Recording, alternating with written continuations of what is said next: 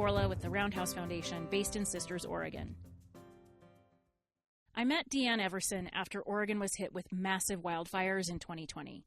I was so impressed with her leadership on the ground, helping hundreds of people who had lost everything. We're coming up on 5 years since that fire, and she's still working to help people rebuild and help everyone get better organized before the next disaster hits. Dee Anne is the CEO of United Way of Jackson County in Oregon and has been with the United Way for 30 years. Most folks have heard of United Way. It's a nonprofit with offices across the country that raises money from individuals, businesses, and grants from foundations and the government to provide a wide array of services and support to those in need. The United Way in Jackson County is unique. They do a variety of programs, including working alongside their local television station to provide world-class public service content around important issues like mental health and suicide prevention. As always, if you or someone you care about is struggling in those areas, call 988.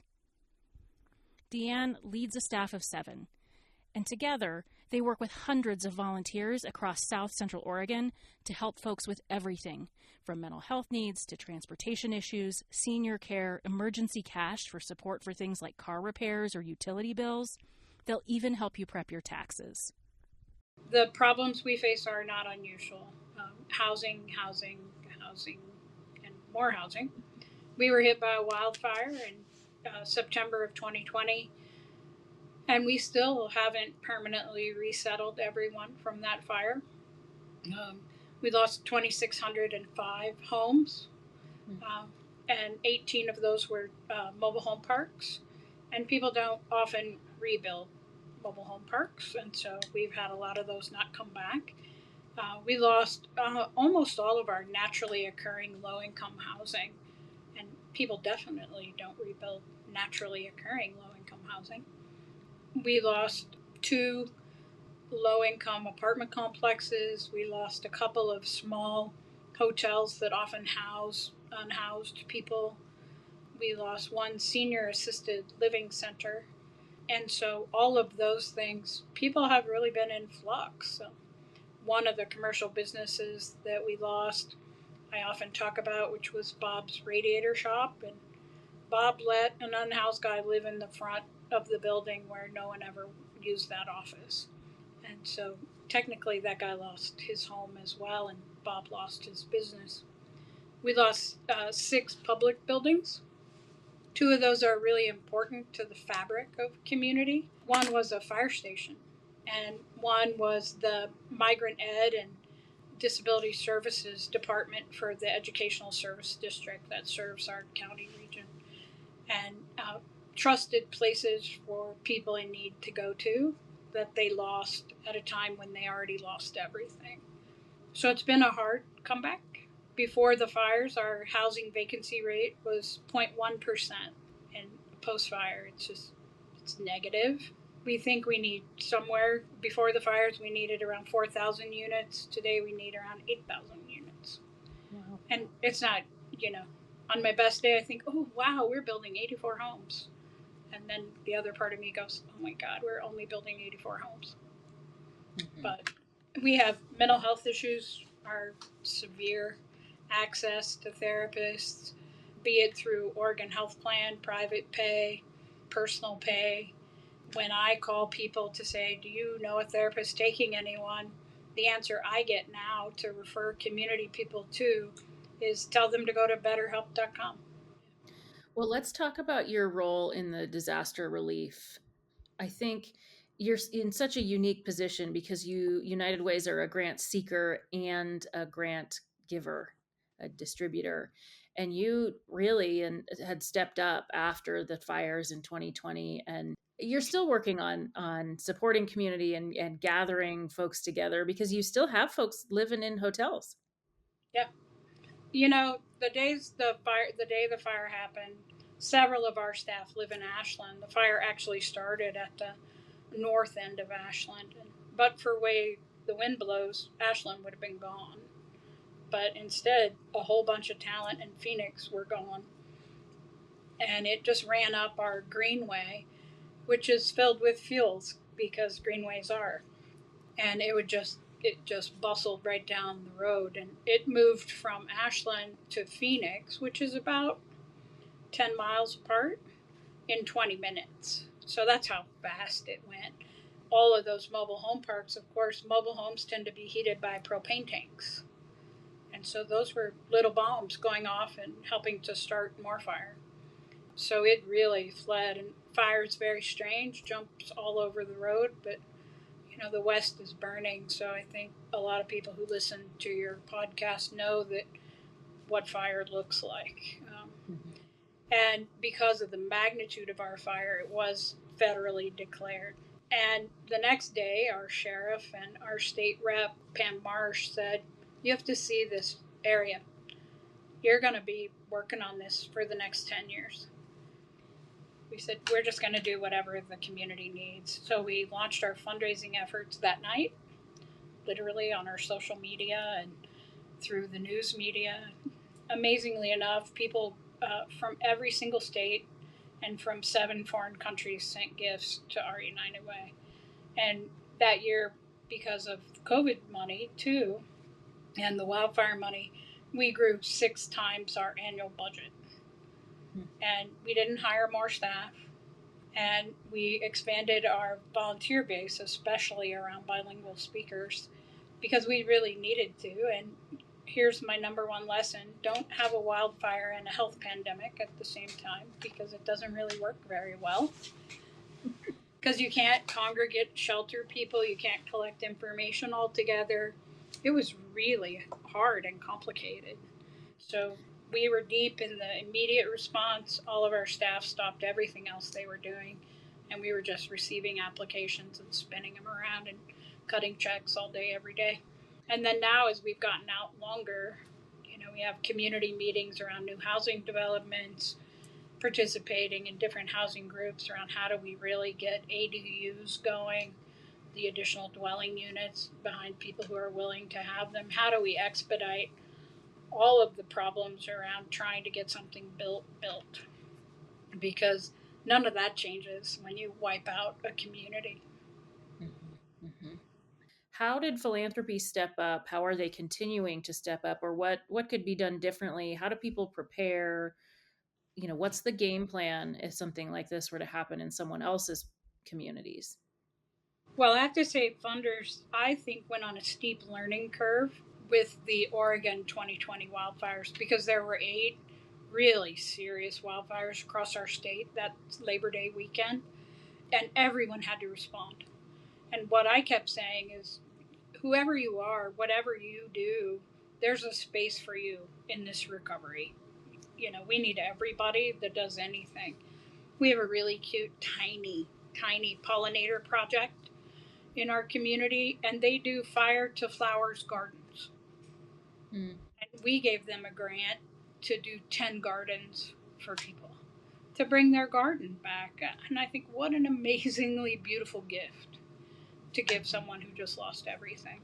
So it was from big to small. But I'll tell you, foundations, they were so generous. People just called me. A lot of it has to do with being there a long time and riding a reputation. But they would call me and say, "I know you're buried. I know you can't cope. Could you just go in and sign yes for this $100,000 grant?" I'd be like, "Oh my God." I just cried every time someone called and said that. And it happened a lot. People really showed up in really big and important ways and said, "What can we do? We can give you this. Is that going to be what matters?" And money really mattered at the beginning because we knew the horizon was short. Mm-hmm. And so we invested another 1.5 million in the intermediate phase, which was often like helping to purchase a fifth wheel from someone who lived in a fifth wheel, helping to purchase FEMA trailers that FEMA agreed to sell people. And so sort of that intermediate, you could react quickly, and we spent $1.5 million on that. And the last $1.5 million was about long-term solutions and how do we really move things forward. Part of that was the fire to flowers gardens was one way of like really lifting people up. Down payment assistance is part of it. All different kinds of infrastructure pieces to move things forward. Appliances. are really big because for the state investment in HARP money for Oregon, you have to have all the appliances in your new home or they won't close your deal, which is different to me because I think there's a lot of people without a washer and dryer. And there are some people without a fridge. I mean, let's be real. But they had to have all that in place to get the final payment of their HARP loan. And so we would help buy those appliances to help move things forward. It was particularly hard, but we're doing it. We're down to the last probably 50,000 of our money, and we've invested all of it, and we can account for all of it. But we're getting there. But it has been 5 solid years of work. But I think that foundations knew they just had to respond, and they had to go with trusted allies in the community. I think the thing that took me by surprise, a couple of things did. One was who showed up in the forming of our long term recovery group. I didn't know all the groups in the room, which was pretty unusual because I've been here 30 years. And so there were a couple of new nonprofits, relatively new grassroots organizations. Mutual aid was really a big response mechanism in our community when the fires hit. And so they came to the table. They wanted to work, they wanted to help everyone. And then some of the people I thought would show up, long term, long standing nonprofits, they did not come to the table, which I was surprised by. And maybe they were just too busy with their regular work and COVID, because that can happen and did happen. So that was surprising to me. And the piece that was not so positive was the number of groups that form to make a living off disaster, which I don't like.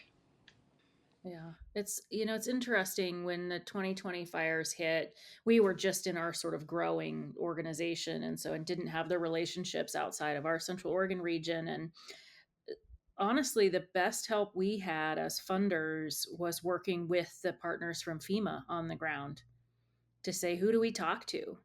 And how do we do this if we want to figure out how to come alongside? And they're folks on the ground, as big and cumbersome as government can get, was helpful. Yeah, I mean, they're only human too, right? They just have a lot of rules. And I'm not especially good with rules either, but um, I'm not. And, you know, it is a time of real desperation.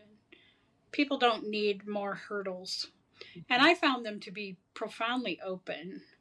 We had a lot of language issues and cultural responsiveness issues because we couldn't have planned a wildfire for people in poverty or non English speaking folks if we had tried.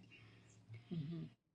And that's who gets left behind in fire recovery is people who've been othered in some way or another their whole lives.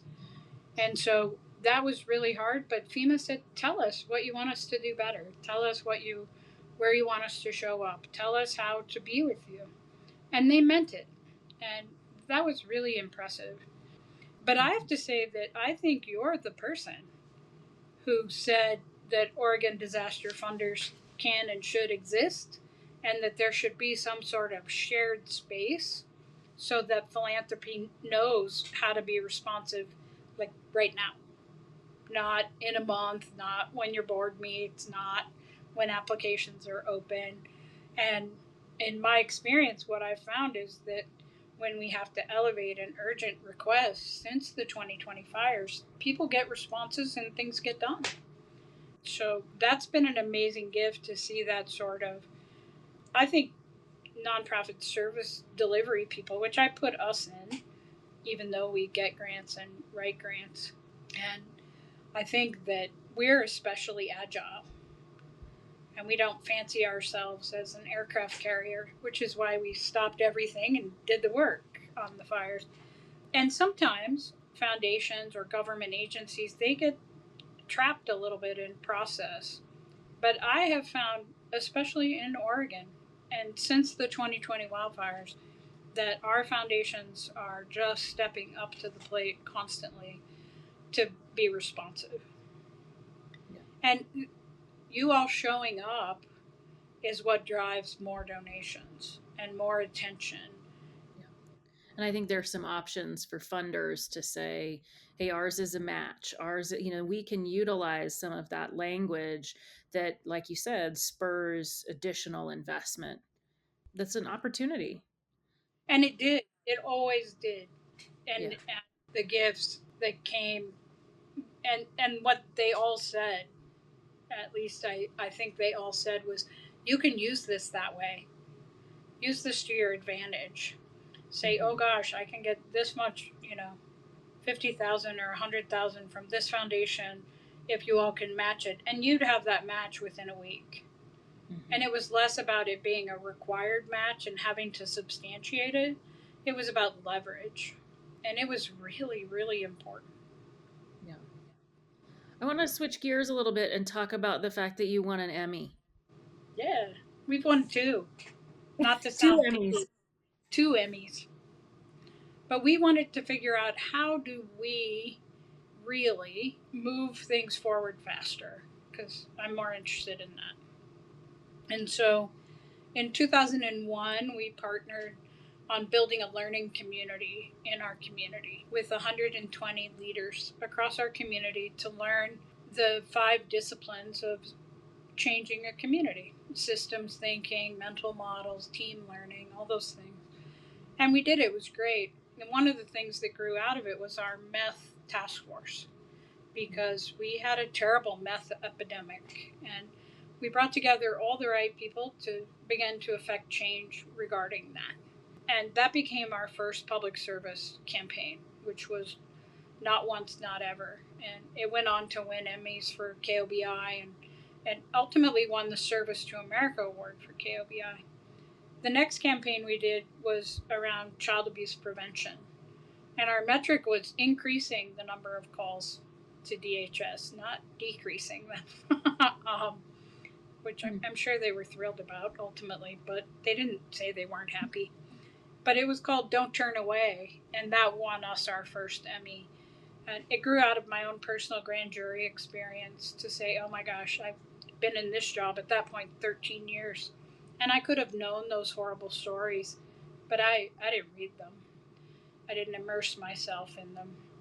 And so we started to tell them and tell people what it was all about here, and do public service spots, and convince the news media to do more news content around the topic. And that won us our first Emmy Award for Don't Turn Away. And then in 2019, we won an Emmy Award and the Service to America Award in partnership with KOBI for our suicide prevention and mental wellness efforts.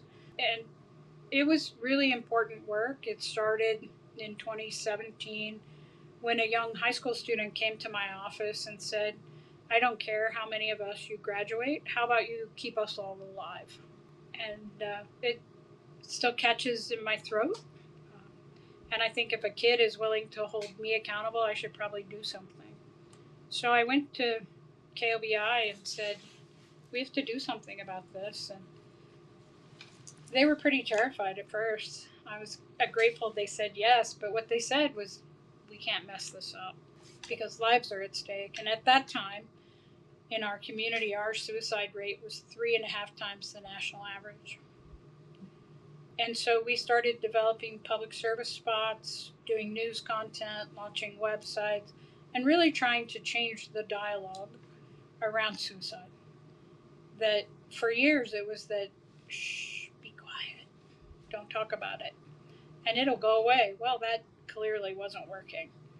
And so we began the effort to say, the right thing to do is say, are you feeling so poorly you might consider taking your life?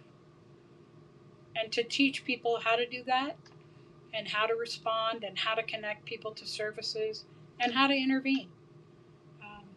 And so it had a huge impact, right? I mean, I think, and I say this and share this often, but I think the number one leadership quality is actually love.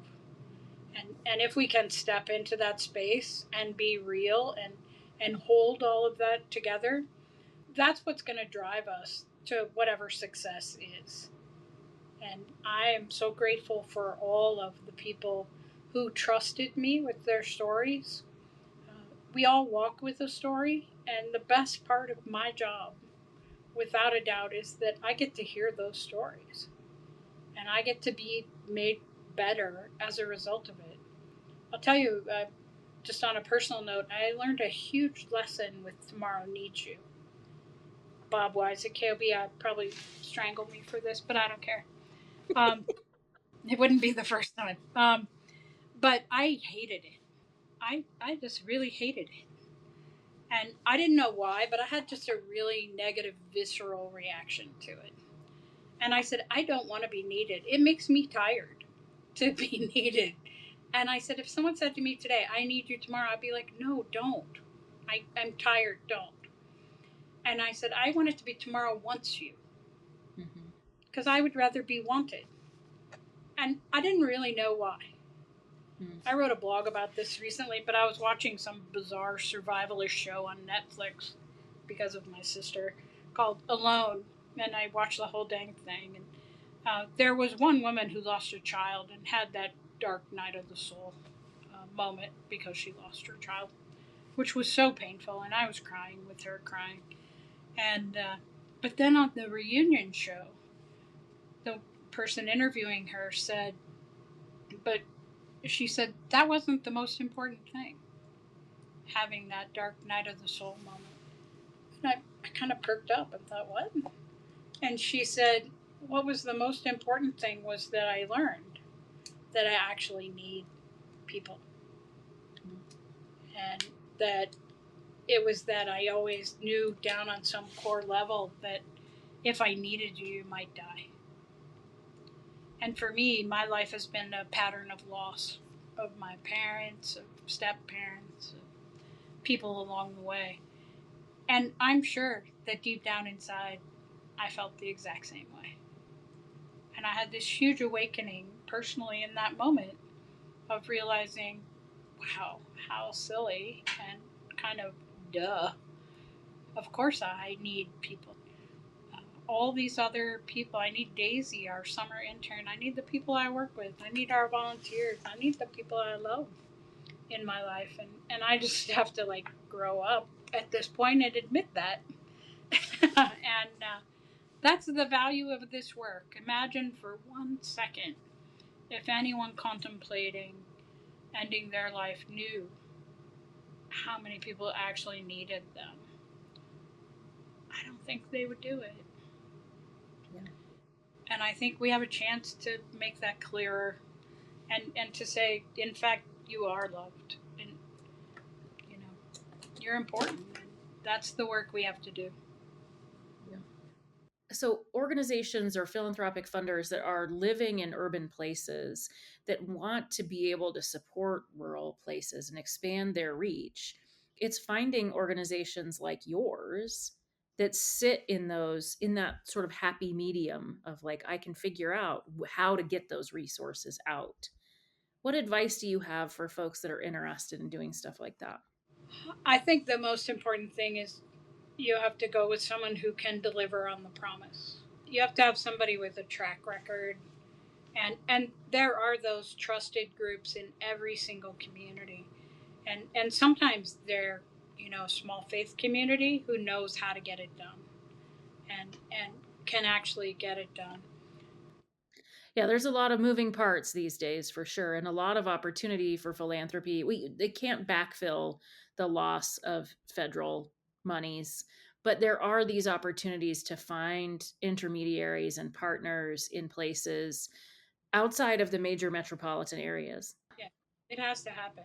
And the reality is that nonprofit service delivery people have to tell you and tell philanthropy how to do how to be partners in creating change, because it's a time where it's kind of creative destruction, because we have to pick programs from other programs for what's the most vital. And it's not like we were all doing a bunch of not important programs. But I think that we are not going to be able to maintain service levels that we've maintained. And so we have to make hard choices. We have to make them make sense. Yeah. And we have to explain them and ask for help on how to move those forward. And we're not to the tip of the spear yet. And so it takes, it's a time of courage. Yeah. And you still have to be bold. Yeah. And you are certainly one of the most bold people that I have gotten a chance to get to know. So I appreciate all the things that you do. And thank you for having broad shoulders. And, I hope at some point I can be support to you in all that you do. I'm so grateful for everything you do. And I listen to every episode of this, and I'm grateful to have the chance to be with you. And I'm so grateful for what you do.